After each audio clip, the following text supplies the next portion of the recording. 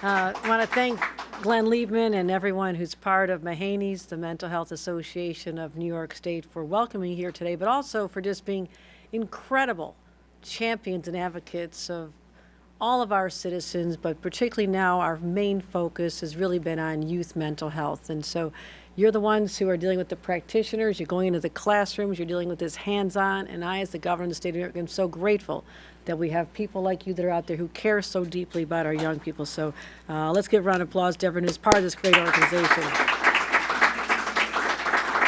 You know, you really have been at the front of the line in terms of focusing public attention on these issues, and they fell on deaf ears for such a long time. There was a stigma associated with talking about mental health, and families were embarrassed or ashamed to try to get assistance, and schools, it wasn't their place. And so we're working really hard to change the whole dynamic about youth mental health, and that's why I've been so focused, not just the $1 billion, but really convening the first ever Youth Mental Health Summit at the Javits Center. We had thousands of people who came, people who are professionals, we had young people, we had parents, educators, everybody who's part of that whole ecosystem to make sure that our children can develop in a healthy way.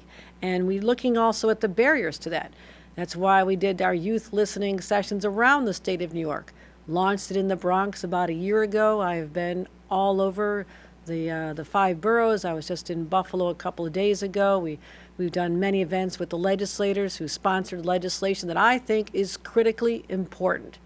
If we can't stand up and help our children get out of a crisis, then we have failed them.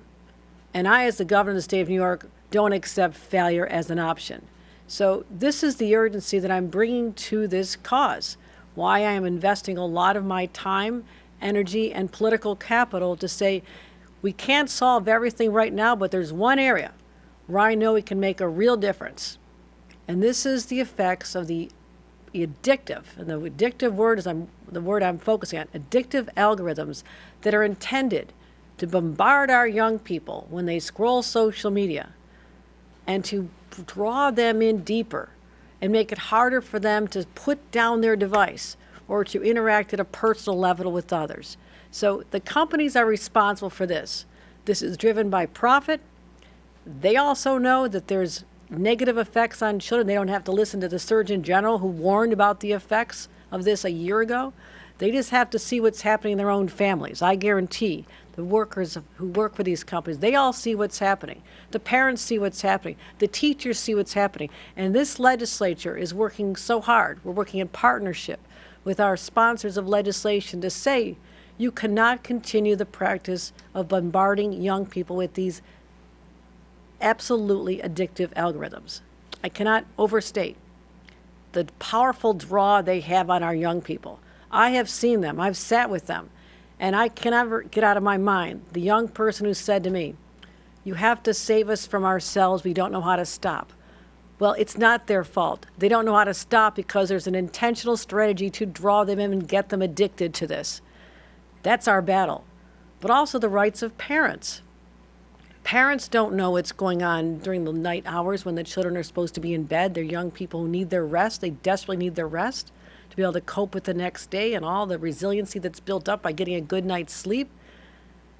Parents should have the right to be able to, on their own, say, enough is enough. I want my children to get rest and not be pulled into this 24 hours a day and to be able to shut off from midnight till 6 a.m. That seems very basic.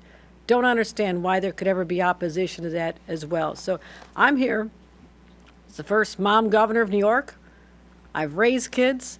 I know the stresses they're under. I see what's happening to younger members of my family, nieces and nephews, and what is happening to the children of friends of ours. So it's real. It is out there. So what we did was talk to, as I mentioned, the young people themselves, the companies, the people who are the professionals, which is what we're doing here today, talking to parents, building a coalition of support to say we will stand up for our children. We can save them, and it starts with legislation that we hope that the legislature will get through over the next couple of weeks.